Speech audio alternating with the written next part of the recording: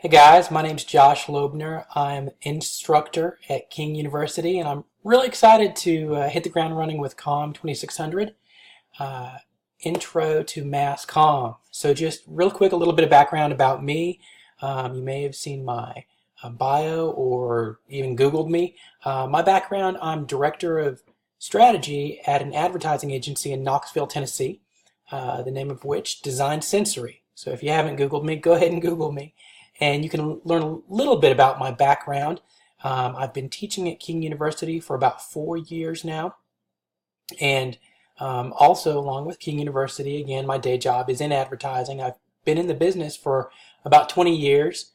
I got my master's degree in advertising from UT. So I know all the ins and outs, and Mass Comm basically is part of my life on a daily basis. I also have a blog on advertising and disability. I'm visually impaired, and so I write about disability and its connection or lack of visibility, actually, in advertising. So if you want to go ahead and check that out as well to even learn a little bit more about me and what I'm excited about when it comes to Mass Comm, and that's advertisingandisability.com. I'm definitely open to hearing from everybody. I want to make this as connective as possible. Since this is an online course, I would love to correspond via email. If anybody needs to reach out beyond email, though, and you have questions, feel free to initially correspond via email. Let me know you'd like a phone call, and I'd be happy to arrange that when I can. I would like to have open office hours. My initial suggestion is 9 p.m. till 10 p.m. on Monday evenings. If that is too late for some folks, feel free to let me know an alternate time, and I'd be happy to try to work out something where we can all connect.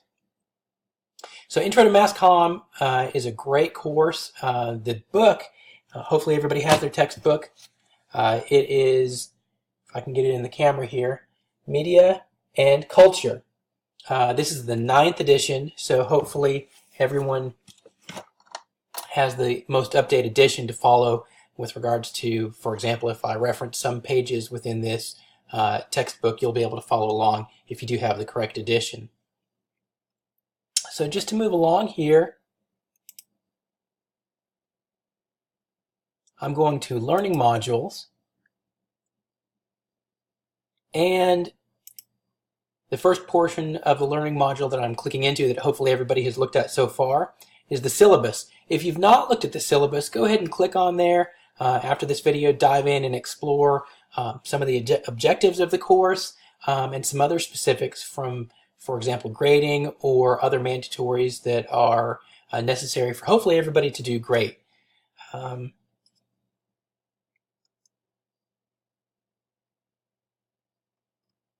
going to move on now from here down to back to the learning modules. And Useful Comm Documents. Useful Comm Documents is a place where you can find information on organized writing, APA tips, tutorials for creating APA papers in Microsoft Word, writing APA styles in paper. So basically, if you feel like you still need a little bit of help to make sure that your writing format and writing structure is in line with King University's with regards to grading and layout and structure, this is a great resource for you. Okay, I'm going to go back quickly to Learning Modules. And now I'm going to go to Module 1. So the course is divided up into modules. Of course, Module 1 is where we're going to start. The sections of each of the modules should be relatively simple to follow along, with introduction, giving a brief overview of what this portion of the course is all about. And again, each module should be structured such that it's one module per week,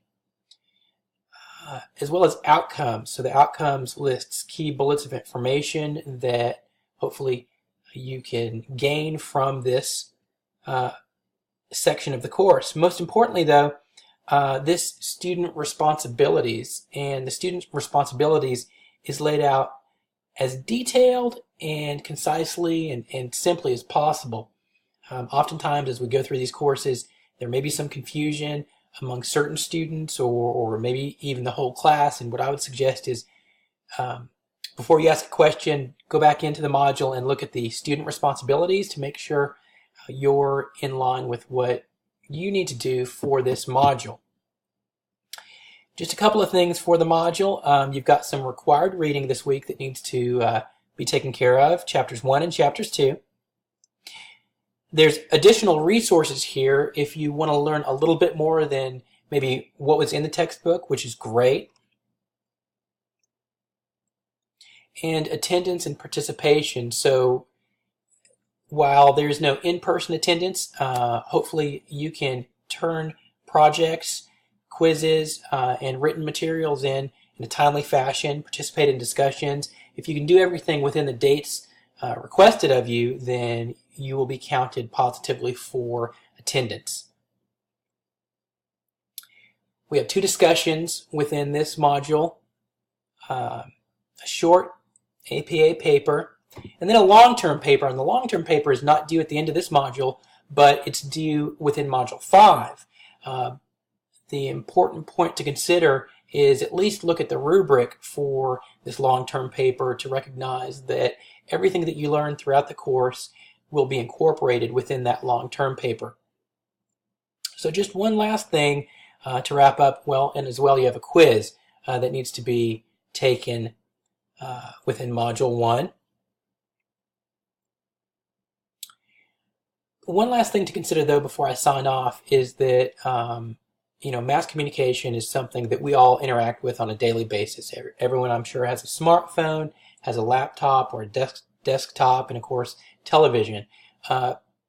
One interesting point that connects back to both the discussion and the Module 1 paper happened just a few days ago in Turkey.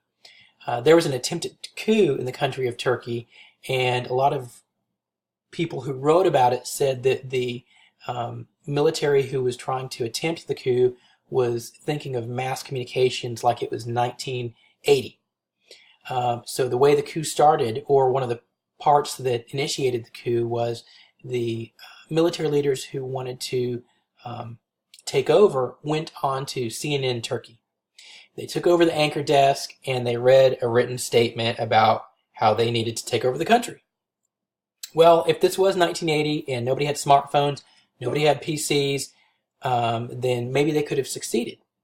But because of where we are in our modern age with mass communication, everyone has some type of way that they can connect to the mass comm world and to the outside world and to thousands of people.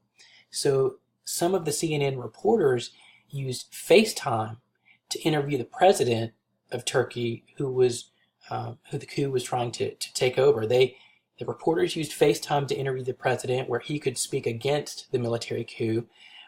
People were taking to social media, and so now we see what happened. Well, the coup was not successful. Now, we can't say that the coup wasn't successful all because of today's technology and how mass communication is much more modern than how maybe some of the military had perceived, but we can argue that today's fully connected and convergent mass communication did help to play a role in potentially expediting the lack of success of the coup attempt. So that's it. Look forward to talking to everyone, and good luck.